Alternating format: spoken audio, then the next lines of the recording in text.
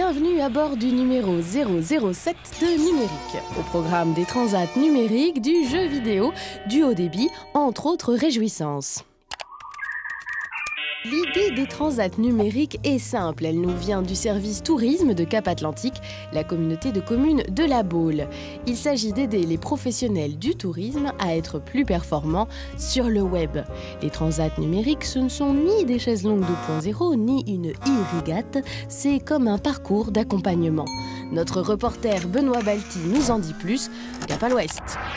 Un nid douillet, un décor soigné, nous sommes sur la presqu'île guérandaise, dans la maison d'hôte Tidéar. Mais pour attirer le touriste, dans ce petit coin de paradis, il faut pouvoir se faire connaître au-delà des marais salants, et la solution passe par le numérique. Aujourd'hui, Internet, c'est 60 à 70% du tourisme sur Cap-Atlantique, sur la presqu'île guérandaise. Donc il faut absolument suivre derrière, sinon on va être perdu.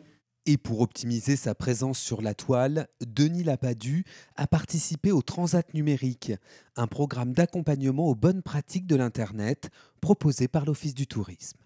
Au début de notre activité, nous avions fait un site Internet, mais le gros intérêt de Cap-Atlantique avec ce programme Transat numérique, ça a été de nous donner des plus pour beaucoup de choses. En ouvrant une page Facebook, on s'oblige à, une fois par semaine ou tous les 15 jours, à donner des informations sur ce qui se passe à la maison, sur notre maison d'hôte, comment elle vit, savoir comment gérer les réponses, les observations. 190 professionnels du tourisme ont participé à la première saison des Transats numériques. Avec un taux de satisfaction avoisinant les 90%, l'Office du tourisme a décidé de continuer le programme.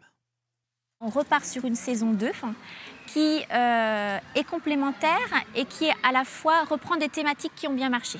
C'est-à-dire le web, la page Facebook, les réseaux sociaux, le référencement. Il y avait des différences de niveau entre les prestataires. Certains qui étaient très à l'aise, d'autres plus initiés. Donc on a aussi sur la saison 2 remédié à cela en faisant des groupes de niveau. Et pour les intéressés, sachez qu'il reste encore des places pour cette saison 2. Pour vous inscrire, rendez-vous sur le site www.labaule-guérande.com. Dans la grande filière numérique locale, on trouve des sous-filières, oui, des spécialités comme par exemple le jeu vidéo. Et chez nous, en matière de jeux vidéo, on est particulièrement très balèze en serious game et en social gaming. Pour en savoir plus, Denis Vanier a rencontré Laurent Ono, fondateur de Succubus et de Atlan Games, le cluster régional du jeu vidéo. Il y a effectivement un foyer d'irréductibles gaulois, de beaucoup d'indépendants, beaucoup de jeunes, beaucoup de nouvelles entreprises qui se sont créées ces dernières années.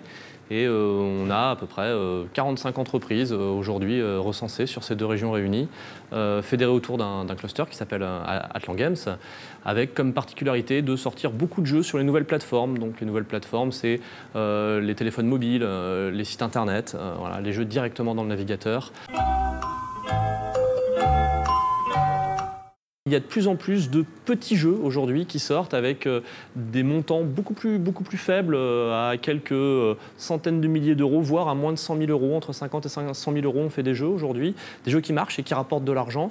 Donc les vrais challenges, en fait, c'est de réussir à surfer la vague des nouvelles plateformes, des nouveaux modèles économiques et de sortir des jeux qui peuvent rapporter de l'argent vite en n'ayant pas dépensé beaucoup d'argent en investissement.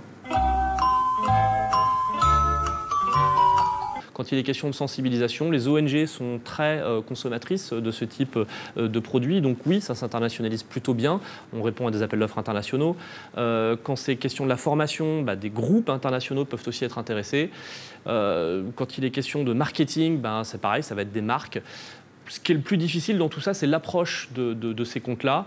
Et on essaie de passer via des intermédiaires, donc des organismes de formation ou des agences de communication sur des pays étrangers qui ont déjà ce type de compte comme client et leur dire, voilà, grâce à cette innovation technologique qu'on vous apporte, vous allez pouvoir rajouter une nouvelle corde à votre arc pour mieux répondre aux attentes de vos clients existants. Dans la série Le saviez-vous, le très haut débit se développe en région Pays de la Loire. Le Conseil régional a annoncé 100 millions d'euros sur 6 ans pour accélérer le déploiement du très haut débit, le THD pour les intimes. L'objectif, favoriser certains usages comme le recours au MOOC, les cours en ligne ou encore le télétravail. Mesdames et messieurs, bientôt dans votre ville, l'IT-Tour. Il fait escale à Nantes le 16 octobre prochain. Une matinée d'échange, de partage d'expériences et de bonnes pratiques entre les informaticiens professionnels du territoire. Avec en toile de fond une grande question, quels seront les principaux défis pour les informaticiens en 2015 ? Ça se passera au Salon San Francisco à Nantes dès 8h15. Et pour s'inscrire, c'est par ici que ça se passe. Enfin, une date à bloquer dès maintenant dans votre agenda, le 6 novembre. Ce sera une démonstration d'objets connectés à la Halle de la Madeleine à Nantes. Mais ça, on vous en reparlera. Numérique, c'est fini pour cette fois-ci. Le numéro 8 est déjà sur les rails. Tenez-vous prêts, amis geeks, #WillBeBack.